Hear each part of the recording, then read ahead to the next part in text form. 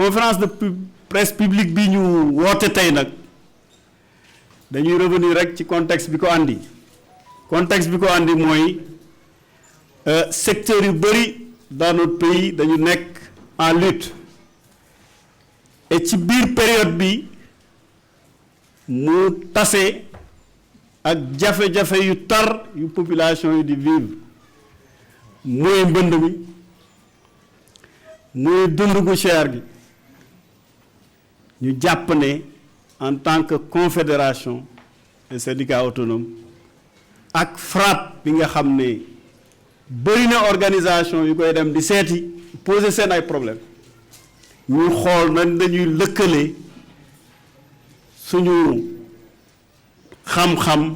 ak suñu expérience ak suñu doole pour que ñu accompagner liggéeykat yi ak population yi ci jafe-jafe yooyu concept tey bi mooy def une conférence publique permettre à chaque organisation mu exprimer wu comme ni ko camarade bi waxee léegi en 4-5 minutes maximum buñ ci jógee après le Magal dinañ organiser une grande installation de cette retrouvaille boo xam ne dina permettre à chaque organisation ñi fekke tey ak ñi fekkewul bëgg a contribuer à ce combat-là ñu daje. Encore une fois képp koo xam ne accompagner jafe-jafe population yi ak jafe-jafe liggéeykat yi soxal na la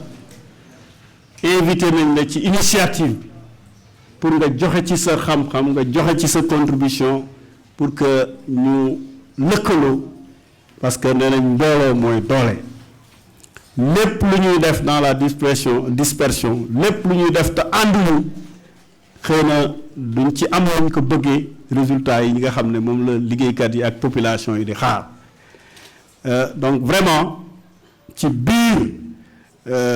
concept bi yaakaar nañ ne dinañu permettre en tout cas ku ci nekk nga joxe sa xalaat mais aussi ñu améliorer mode de lutte yi nga xam ne chacun ku ci nekk sa côté am nga ko. ñun FRAPP xam nañ ne suñu doole dafa am fu mu yem et que bu ñu buggee xeex yi gën a gaaw ngir tedd nga liggéeykat ngir tedd nga askan wi foog ñun ñëpp ñu ànd def benn say ngir bànneexu askan wi ngir bànneexu liggéeykat loolu moo waral tey suñu teewaay fii ci siège u CSA biñ ci waxtaanee ak ñoom ñu leen di gërëm di leen di sant cant bu amul àpp biñ ci waxtaanee ak ñoom itam ñu sawar si loolu mu fekk ñenn ñi sax xëy na ñu ngi ñëw seet si CSA ñu ngi ñëw seet si ñu ne mais ce n'est pas intelligent ñii di noot liggéeykat yi di joxante loxo ce n'est pas intelligent ndofte la ñii di noot askan wi di joxante loxo ñun ñii di ànd ak askan wi ak liggéeykat yi di xeex ñu ñàkk joxante loxo donc ci gàttal noonu ngeen di comprendre tey initiative bi tey dañoo waroon def une conférence de presse spéciale ak les travailleurs licenciés de Wave Sénégal loolu la ñu programmé woon ak ñoom ñu tànn date 8 bi tey il y a plus d'une semaine une centaine de travailleurs ci diggante bi ñuy waxtaan ci diggante bi amoon na kaawu liggéeykatu Expresso dégg ngeen kaawu liggéeykatu Sen'Eau ak yeneen cas ñu ne ok di ko bennal du wees waaye est-ce que duñu ñëw def benn say boo xam ne ñii di dogal bu ñu ko gisee dinañ tiit wala ñu am kersa ñu dellu ginnaaw donc tekkiwul ne li ñu bëggoon def ak waa Wave wala ak ñeneen duñ ko def waaye day am solo yenn saay ñu yëkkati suñuy ay gët bàyyi suñu ay xeex wala jël suñuy xeex boole ko ak xeexu ñeneen def benn say après ñu delluwaat ci suñuy xeex bu ko laajaatee ñu defaat benn say ba keroog yàlla di ñu may ndam donc loolu kon mooy wax ji fii fi may daanele rek mooy li ñu fi indi tey mooy wane ne ku fi wax ne Sénégal dara doxu fi wala da ngaa gumba wala da ngaa tëx waaye waxoo li am ku wax ne fii Sénégal dara doxu fi du benn dëgg Sénégal am na lu fiy dox secteur yi fiy dox mooy licenciement des travailleurs violation des droits des travailleurs secteur boobu car macha allah mu ngi dox secteur biy dox fii ci Sénégal bokk na ci sàcc suufu askan wi, sàcc pàkk liggéeykat yi. ngay sàcc suufu hôpital ñu naan déet, ngay sàcc suufu université ñu naan déet, ngay sàcc suufu almer ñu naan déet, espace public sax ngay sàcc, espace vert ngay sàcc.